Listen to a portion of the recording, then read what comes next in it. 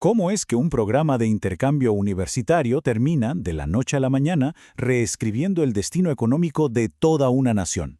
Pues esta es la increíble historia de los Chicago Boys de Chile, un pequeño grupo de estudiantes cuya formación en Estados Unidos, bueno, digamos que desató una auténtica revolución.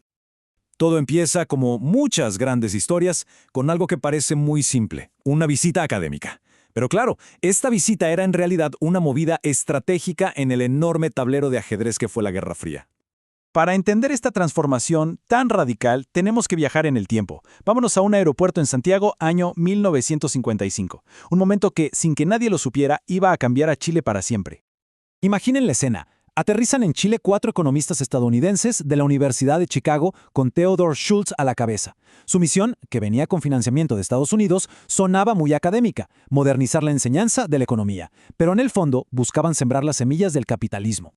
Y ahí, esperándolos, estaban unos jóvenes estudiantes chilenos. Lo que nadie en ese aeropuerto podía imaginar era que esos mismos jóvenes se convertirían en los arquitectos de una revolución económica que hasta hoy genera debate. Una revolución marcada, para muchos, por su pecado original, haber nacido bajo la dictadura de Augusto Pinochet. Porque, seamos claros, esto iba mucho más allá de la educación. Era una batalla de ideas, una jugada clave en la estrategia de Estados Unidos para contener la expansión del comunismo en América Latina.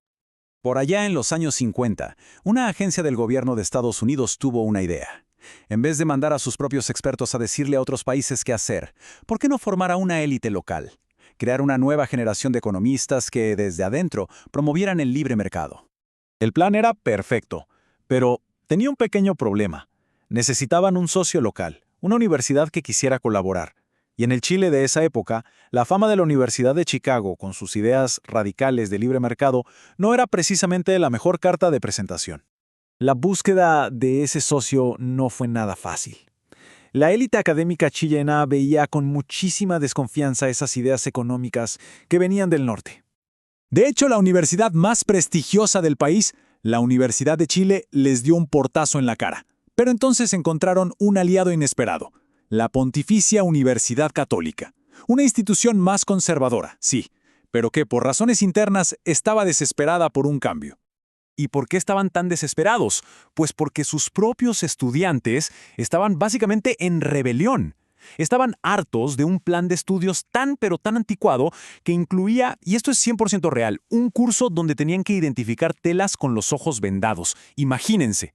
Querían aprender economía moderna, no cómo manejar una mercería. Así que, con el acuerdo ya firmado, los primeros estudiantes chilenos viajaron a Chicago. Y lo que se encontraron allá, en el campus de Hyde Park, fue un verdadero baldazo de agua fría. El shock académico fue brutal. Se dieron cuenta casi al instante de que no tenían el nivel. Su formación en Chile simplemente no los había preparado para el rigor matemático y la lógica de mercado que eran el pan de cada día en Chicago. Pensemos en esto un segundo. Venían de un país donde el gobierno fijaba absolutamente todos los precios, y de repente les ponían un examen con preguntas sobre por qué una gasolinera le cobra distinto a otra. Era literalmente como si les estuvieran hablando en otro idioma. Pero poco a poco se fueron convirtiendo. Profesores de la talla del legendario Milton Friedman no solo les enseñaron teoría económica, les inculcaron una fe casi religiosa en el poder del libre mercado. Una fe que les cambió por completo su forma de ver el mundo. Y aquí viene una de las grandes ironías de esta historia. Todos los días, en el ascensor, se cruzaban con un señor mayor, flaquito, que ellos pensaban que era un profesor de sociología. Resulta que ese señor era Friedrich Hayek, otra leyenda del pensamiento liberal, quien años más tarde sería el mayor defensor internacional del milagro chileno. Y nunca, jamás cruzaron una palabra con él.